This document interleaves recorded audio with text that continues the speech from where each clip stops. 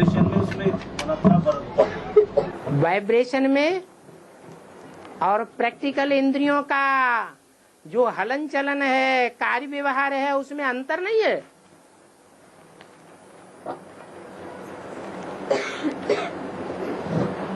अगर अंतर का पता नहीं चल रहा है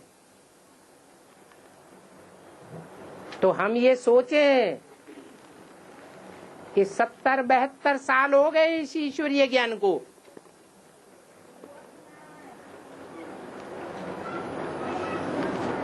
अभी मन की एकाग्रता न आने के कारण वाइब्रेशन की शक्ति को हम अनुभव नहीं कर पा रहे हैं। बाबा ने तो इशारा दे दिया, अव्यक्त वाणी में भी बता दिया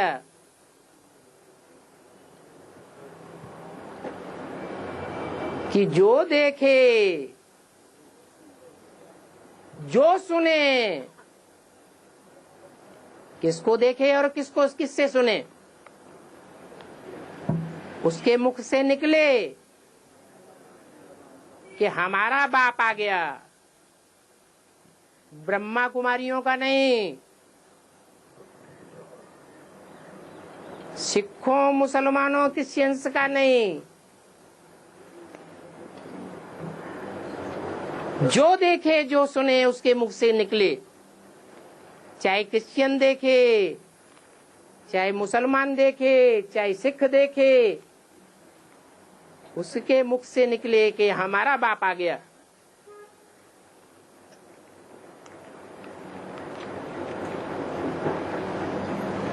देखने वाला तो आंख से देखेगा, कान से सुनेगा, लेकिन जिसके द्वारा वो सुप्रीम सोल बाप प्रत्यक्ष होगा, उसके अंदर कौन सी शक्ति कार्य कर रही होगी कि देखने मात्र से ही किसी को अनुभव होने लगे कि हमारा बाप है।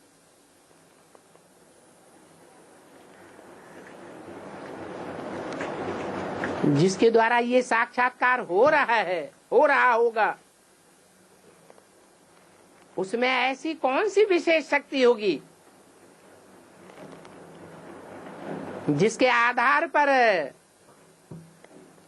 जो भी सुनेगा, जो भी देखेगा, वो अनुभव करेगा। कौन सी शक्ति होगी? जैसे नेहरू जी के ढेर विरोधी थे, लेकिन मैं नेहरू जी जब बड़ी सभा में सामने आ जाते थे तो एक भी विरोधी नहीं रहता था,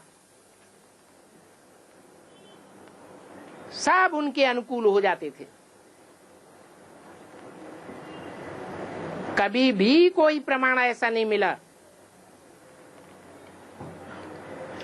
कि नेहरू जी के सामने आकर किसी ने विरोध किया हो।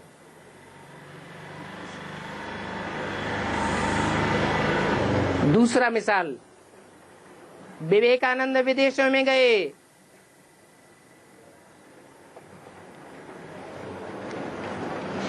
उन्होंने जब चैलेंज दिया तो ऐसा करतब करके दिखाया कि सारी की सारी सभा उनके पीछे भागने लगी। ये काहे की शक्ति थी? ये वाइब्रेशन की शक्ति है। अभी तक ब्रह्मा कुमार कुमारियों ने भाग दौड़ करना सीखा है कर्मेंद्रियों से,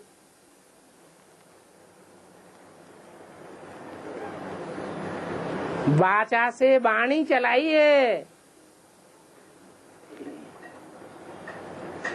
वाचा पावरफुल हुई है,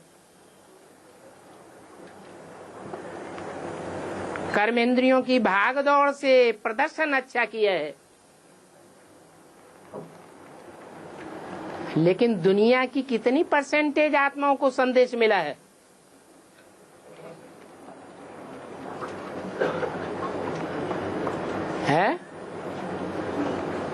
विदेशों में जाके देखें,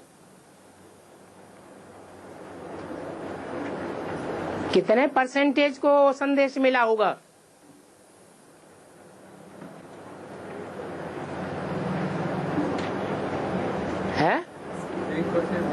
फिर तो ये 500-700 करोड़ की दुनिया को संदेश कैसे मिलेगा? भाग दौड़ से मिलेगा। एक एक को बैठ करके वाचा सुनाएंगे, मजमा इकट्ठा करेंगे तो संदेश मिलेगा। ये वाइब्रेशन की पावर काम करेगी।